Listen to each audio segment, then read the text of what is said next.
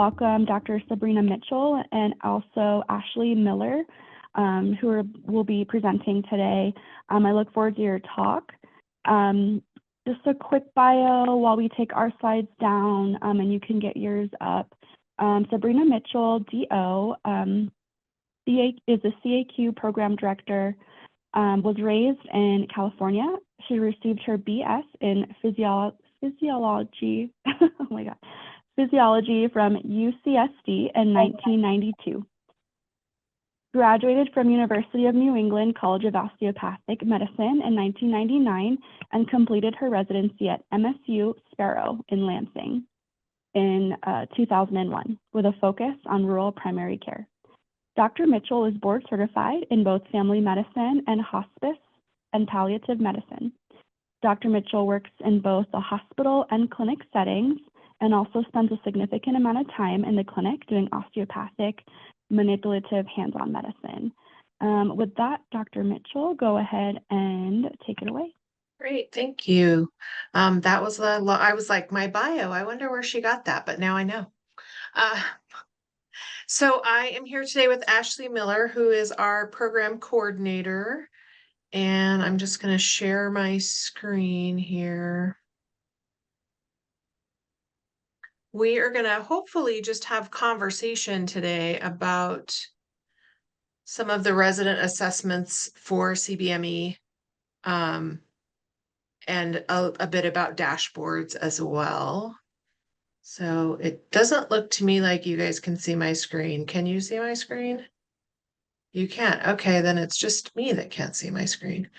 That is really weird. Okay. I will just persist. There we go. That's probably better for me. So we're going to talk a little bit about dashboards today. Disclosures that we have. First and foremost, we are definitely not experts in this area. So hopefully you all weren't here for that. We also want to call out that we use New Innovations for our tracking software.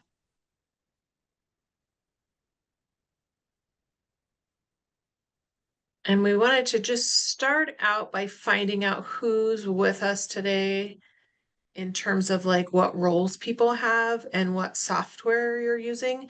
And it looks like we have a small enough group if folks want to just unmute for a minute and share who, what program they're from and what current role they have.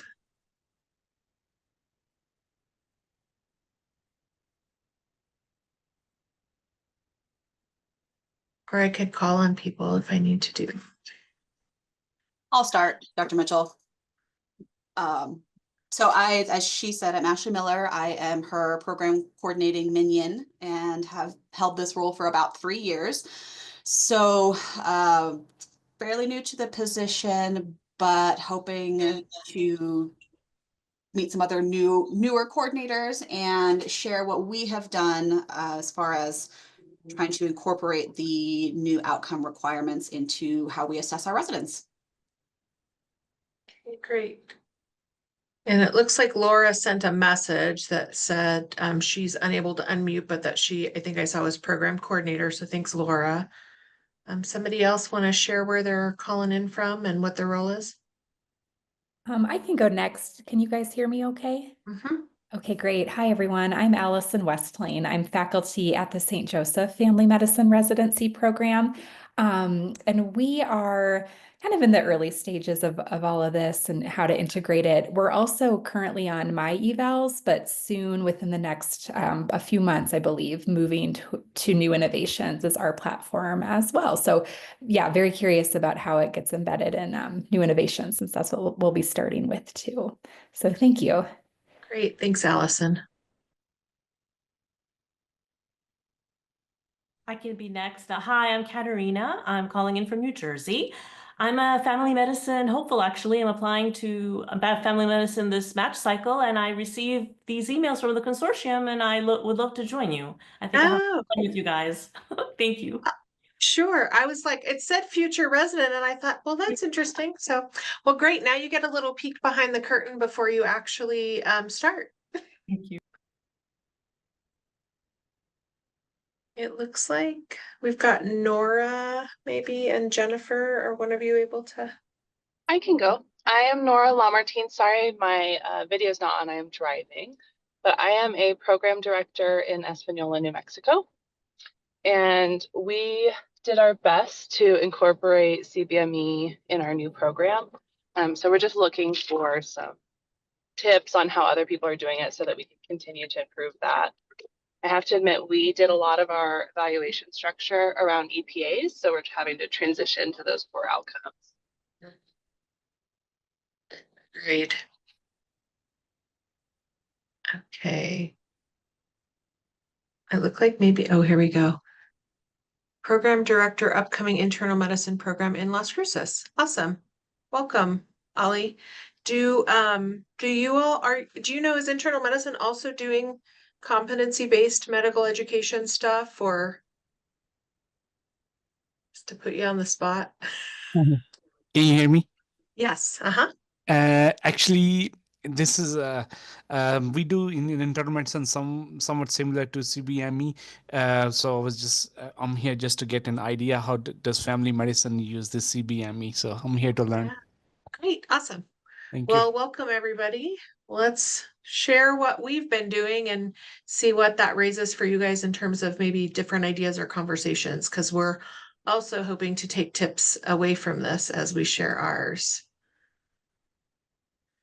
So the objectives we have are to generate and share ideas on data collection for the 15 ABFM outcomes. I know we're only mandated for 10 right now, but I'm one of those people that likes to rip the Band-Aid off all the way.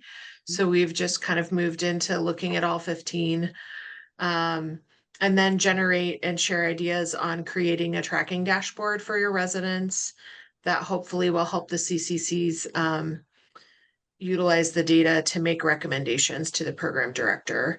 And this is loosely based on the STFM faculty development recording entitled Assessment Tools for CBME and the Core Outcomes. I would recommend checking out that series has actually been pretty good at least giving a place to start, I think, with some of this work. Ashley, can you easily see this slide on the pyramid, or do you want me to?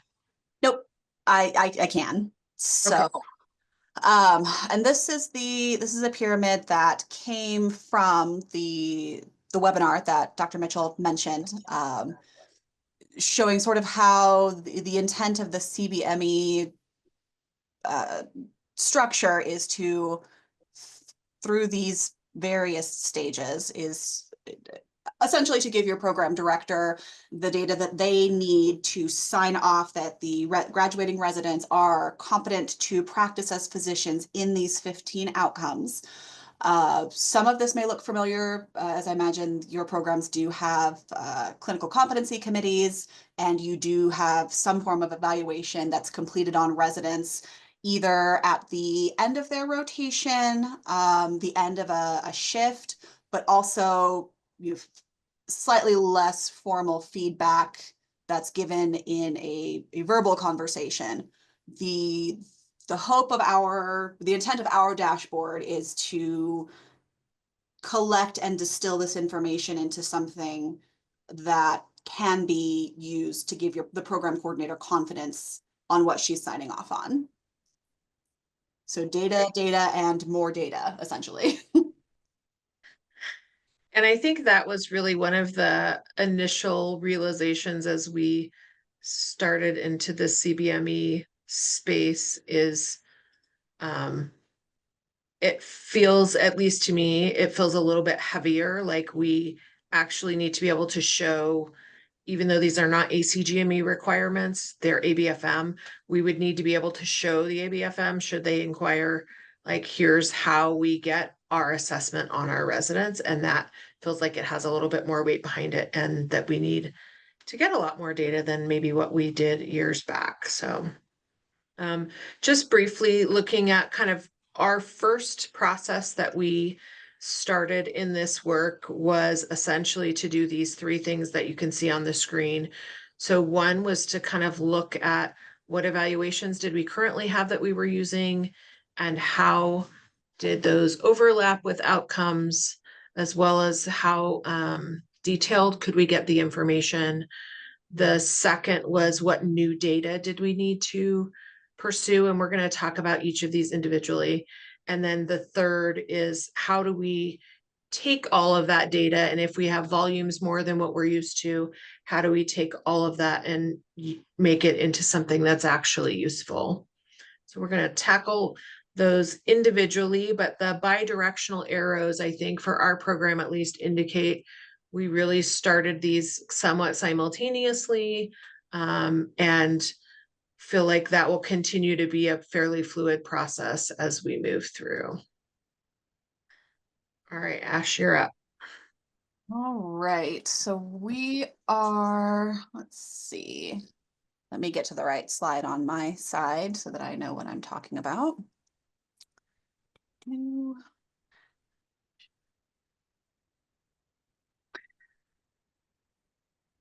So again, just a reminder that we use new innovation. So any tools that we're talking about are fairly specific to that program. But I imagine the other programs, I don't, what, I guess, let me ask, what evaluation programs do your software do your programs use? If anybody wants to share. New innovations, it looks like at least one. Can we get maybe a emoji if you use new innovations? We got from Allison, there will be switching to new innovations, which I know you guys at St. Joe's are super excited about, I think. Anybody not on new innovations?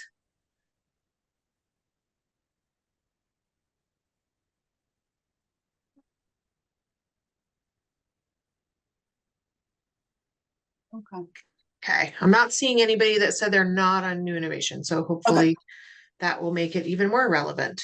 Yes, that's what I was hoping. So where we started was what seemed like the best place to start was a review of the evaluations that we are currently and regularly using to evaluate our residents, to look at how the questions in them were mapped, and essentially what that data looked like when pulled in various reports to see, are there places where we seem to have a ton of data so we can speak fairly well to the relevant competencies and outcomes? But I believe our sort of first go at this, for me at least, highlighted more the areas where we have a lack of data, and then led into a search in new innovations for, were there tools available in new innovations such as the direct observation evaluation form or some of the STFM created evaluation forms that we could be using to either reduce some overlap in the data that we had, to collect more data that we weren't getting, but also to make that data reportable in such a way that it was useful to our CCC committee, to Dr. Mitchell as the program director, and also to the resident themselves to help promote some of their growth in areas that were needed, but to boost them in areas where we could show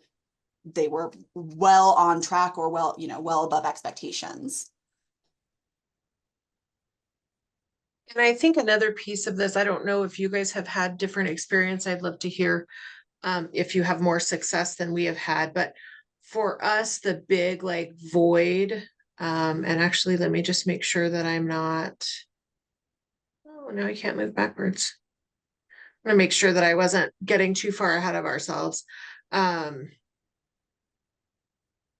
think one of the things that we really have in a gap is our elective rotation. So residents now have 6 months of elective time, and we were getting very little usable data back. Has anybody on the call successfully engaged their non-faculty folks in doing evaluations? And then we can turn the presentation over to you.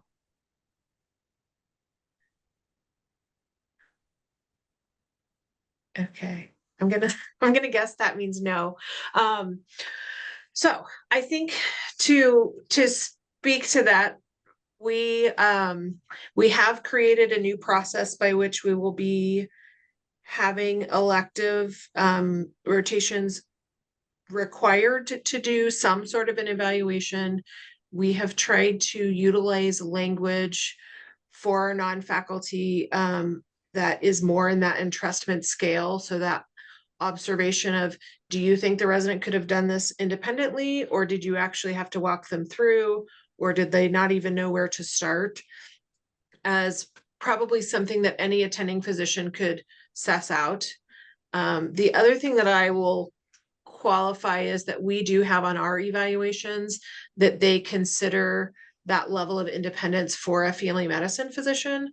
So obviously, if they're grading someone on their ability to manage something in a neurology clinic and they don't manage it the same way the neurologist does, having them kind of take that step back about what they would expect from a practicing family medicine physician that refers patients. And we will be seeing as of January how much data we're able to get. That's when the deadline starts, that the residents are actually tasked with getting a completed evaluation, with the caveat that if they are somehow unable, then they have to come chat with me about why that is.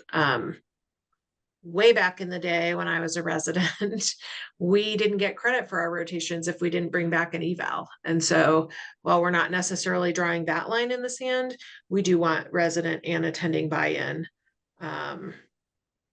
because they spend 6 months of their time sort of out from under direct supervision of faculty. So that's one thing that we are incorporating and we're hoping is going to bring us more data, and certainly our CCC in June will tell us how successful that was. I think the other piece that I would talk about, especially if you're a coordinator who's trying to get your faculty to do data, or if you're a faculty member who's trying to help get more data for your program, one of the things that we changed in our program a few years ago was we just really started doing a lot of evals, especially in clinic, even if it was only on just one encounter. And we really think of them less as evaluations and more as data points now, and trying to kind of have both faculty and residents get over the concept of, I didn't spend enough time to assess the resident. Like, assess what you can, comment on what you saw. And in reality, if you have hundreds of touch points over 3 years, that's going to give you a better overall view of that resident, I think, than when you're dropping an eval because it's necessarily the end of a rotation, or what I would find frequently is faculty would drop evals because a resident did an exceptional job on that day, or they were really struggling on that day, and you weren't necessarily getting the fact that sometimes we all have harder days and sometimes we all have better days, and we should be capturing both of those and everything in between. And so that was one of the things that really let faculty, I think, let loose a little bit more on providing feedback on a single half day of clinic.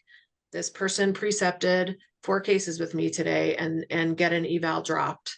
I think to Ashley's point, if you are in new innovations and haven't checked out the learning library, they have some decent evals. There's one STFM created that specifically has some checkbox points where you can say this applies to this outcome and this outcome and this outcome.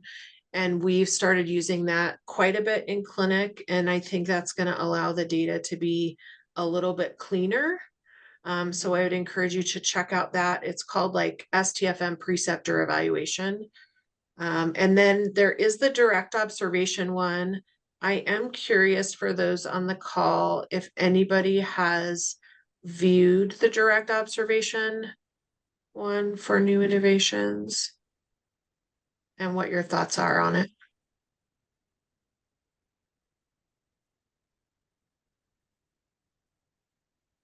We took a look at it and we had some faculty who really embraced it. Personally, I find it so overwhelming, even if you're only filling out a portion of it. So we actually have paper direct observation forms that we keep in the precepting room.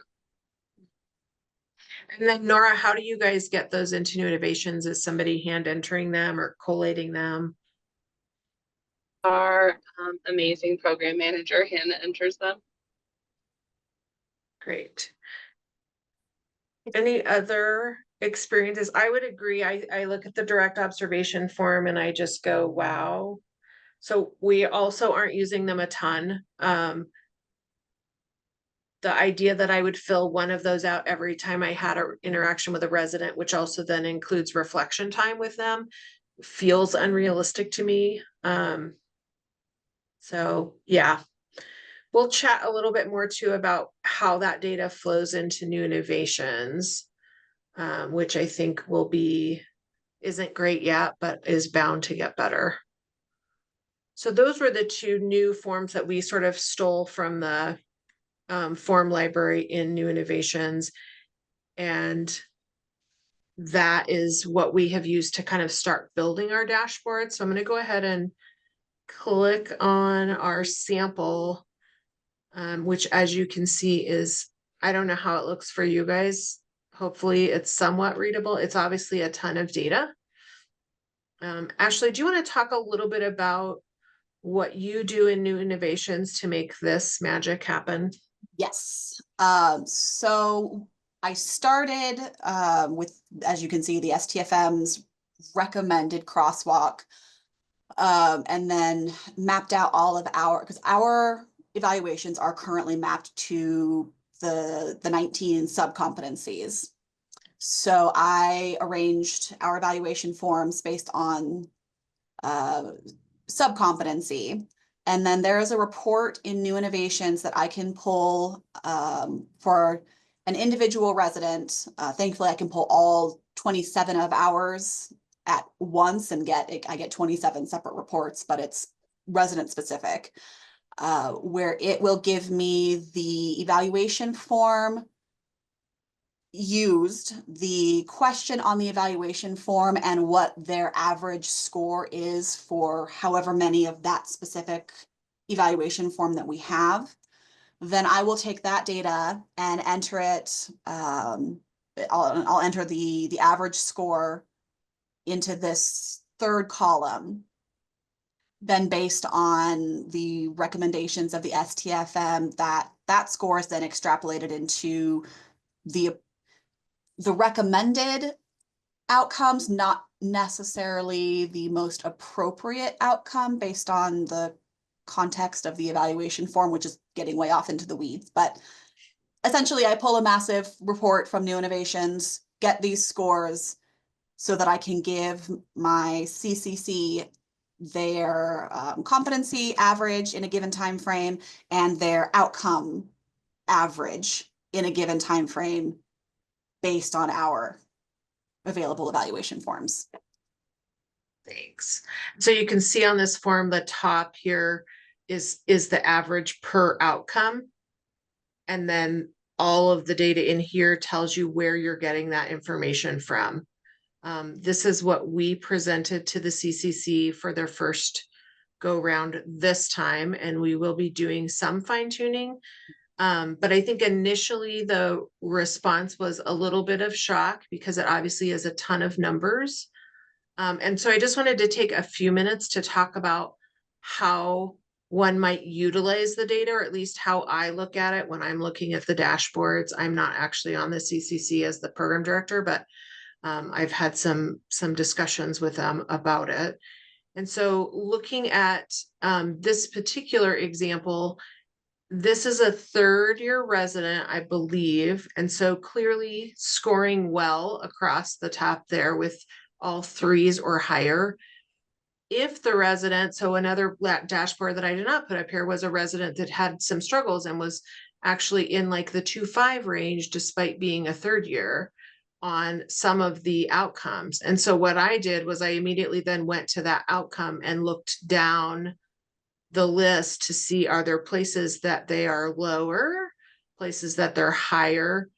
And then you can easily look back out and say, okay, what is the environment? What evaluation was that? And so this is what we're hoping to kind of further flesh out and refine that will allow us to be very exact, both in our assessment of residents and then in our conversations with residents after a CCC meeting to say, hey, here's a space that CCC identified either needs more time or exposure, so you don't seem to be where you should be from your classmates' perspective, or if you have a paucity of data, then maybe the outcome isn't that they have to change what they're doing as much as the program or the resident together has to figure out how to get more data to get a better assessment. So I think that the dashboard does a nice job of both looking for numbers that would indicate a problem, but also where lack of data might indicate your inability to comment specifically on independence in that area. Questions about that before I come off that slide? When you pull this report, is it for a certain time period? Yes. This particular report, this time we ran it from May. So some of our, I think most of our residents were run from May to the beginning of November, since our CCC meetings started in November. And so you can set that time range, I think, when you run the report for what you want to see. Yes. And you can tailor it to, when I run the report, I pull all evaluations, but as we plan to fine tune this, you can select which evaluation forms you would like the report to contain. So you don't necessarily have a 20-page report. You can see just the scores and the data from all of your pediatric evaluation forms or your OB evaluation forms. So that is kind of nice as well. I'm curious how you might mesh this with like the entrustment scale for CBME. Are these numbers in any way related back to that, or the numbers you're putting in more specific to the benchmarks of like each of the sub-competencies and the milestones? Because I know that's something we're really struggling with, of how to like, kind of mesh all of that together.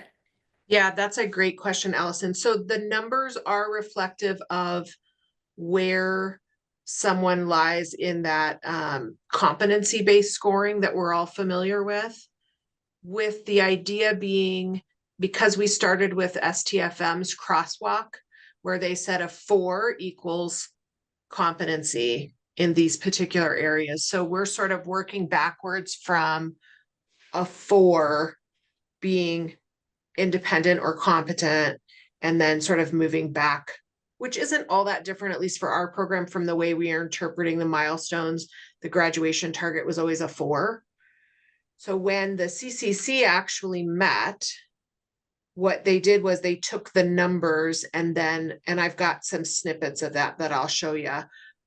They basically put in an entrustment scale based on the number, if that makes sense. Okay, so you're saying 4s in these certain categories equal, in full independence, and that's how you're translating it. Okay, thank you. And so our plan with these dashboards, because we didn't want to lose data, is actually to have each resident has their own dashboard, obviously, that thankfully Ashley is a whiz at creating share drive things where people can only access their own data and not other people's data. And the plan is really to have an additional tab for every 6 months so that the CCC and the resident can look back at where they've been and where they're moving to and be able to see all of their data in the 6-month increments moving through residency. And so this slide is hopefully those who've done new innovations are familiar with the CCC milestone summary. And so for this particular resident, the yellow is their first year, the green is their second year, I believe, and then the blue is their 3rd year. And then this is that resident, and then the other blue color is their peer group. Let's see, what was I going to say about that? Oh, so For new innovations users, when you go into that portfolio where you have your CCC, I'm sure everybody has realized that there's now a second tab that says outcome assessment. Is that something that everybody has seen, or is that new information for anybody?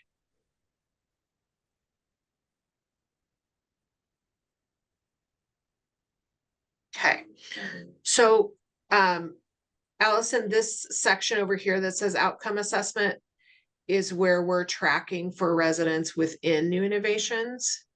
And so they basically got a score of indirect or independent in this particular case, because it's a third-year resident, that all of their scores were between that 3 and 4 range.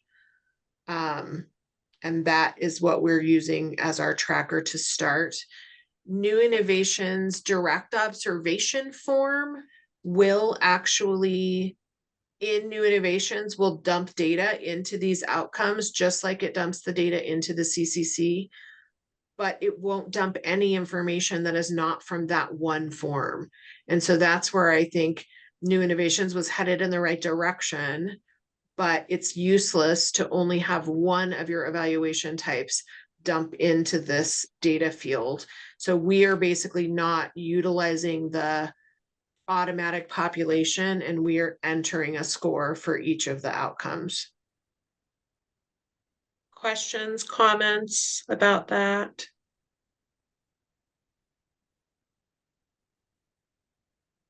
Sabrina, can we go back one? I was going to call out the Sure. you mentioned the some of the STFM evaluation forms that we have gotten permission to use in new innovations, how there is a first question on it. I believe it's called primary clinical area of focus. I think there are some examples on here of what. Yes, I'm pointing to them for you. Yes. Okay. Thank you. We found, I think we're finding this particularly helpful in that we can utilize one evaluation form, but then based on which boxes are checked in that first question, we can tailor which outcome the scores go into much more easily. So if you haven't looked at those evaluation forms, at least the STFM 7 and the STM 4, I highly recommend, because you can filter data a little better that way. And I think we're hoping in our next round to, if we can easily pull out of new innovations the data by those checkboxes, to then add that same first question to other evals, so that it should become significantly easier to process the data actually based on outcome, and not just, okay, FMTS for us, this top evaluation is our hospital work, our inpatient med peds. So right now for us, we should be getting acute illness, but also care of children there. And for us, because we do some of the medical pregnancy work, we have that mapping to pregnancy as well. So we're thinking that the checkbox thing that you can, I believe, copy from the STFM eval can be used in other evals to actually fine tune that evaluation. So you're only getting data on the outcome in which it was observed. And I am working with somebody, New Innovations customer support, on building a report that will allow you to pull, just show me this evaluation form, all evaluation forms where the acute illness box was checked, and then the scores from that evaluation form. The report's a little bit in its infancy, but if anybody is interested in seeing that or wanting to know how to set it up for their own program, I'm happy to share with you what we have so far from them. It's a custom built report, just so you don't go looking for it. So that really gets us to like one of the final slides, which is just what are we doing next? Now that we've gone through almost an entire round of CCCs with this data, we have found some clear spots that we do want to work on fine tuning around mostly those checkbox things, and looking at, like, do we have places that make sense to us to put data into the dashboard, but maybe it doesn't necessarily align with the STFM crosswalk.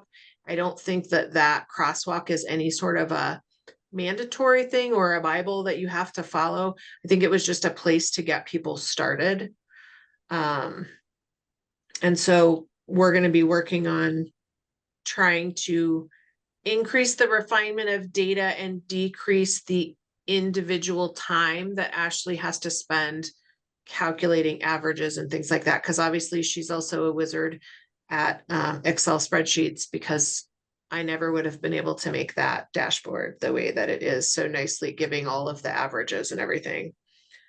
So we will open it for questions, but I would just end with, obviously, I think this feels very overwhelming for family medicine programs.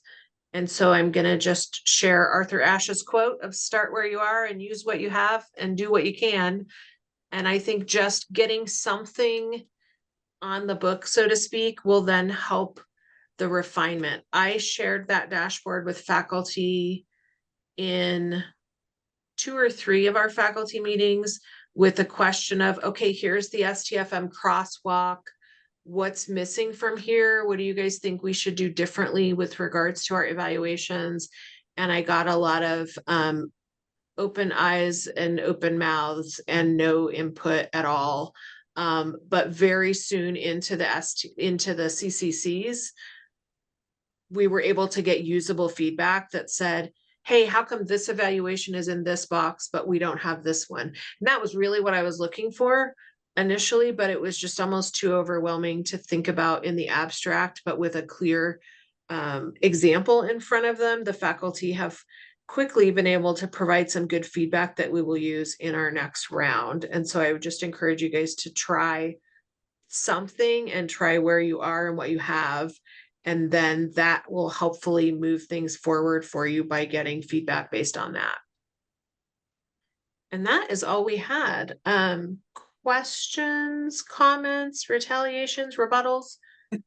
Anybody have anything that's worked really well for your program that you'd like to share with the group?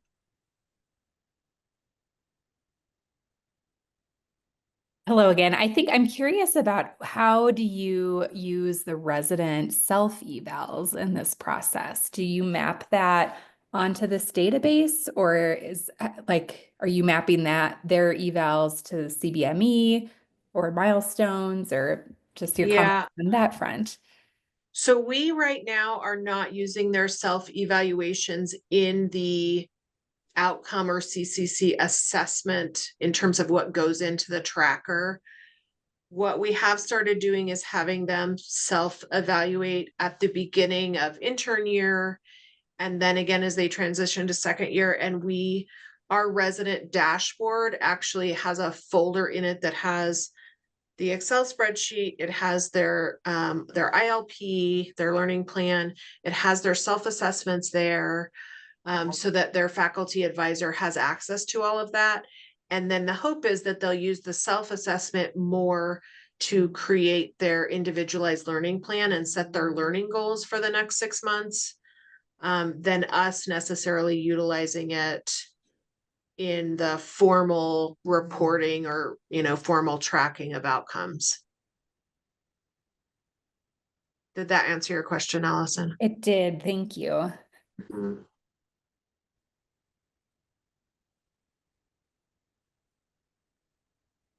All right.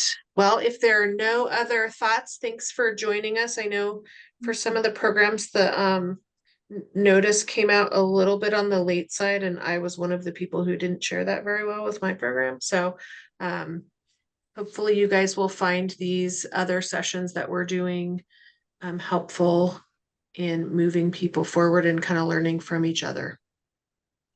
And it looks like Amanda put in the chat for December 4. I think is what I saw just put there. a couple things in the chat. NMPCTC does have another faculty development session December 4th at 1:45, so please feel free to join us then. Jennifer, can you just quickly put up the 4 sessions in the Peaks to Plains series, just so everyone's got the dates for those? I did put a link in if you want to sign up for the communications list. And if you do want a copy of the recording, my email is in there, the acastillo@nmpctc.org. other than that, thank you so much, Dr. Mitchell and Ashley. That was really great. So I appreciate you. Thank you so much. No problem. Have a great day. Hey, everybody. Thank you all.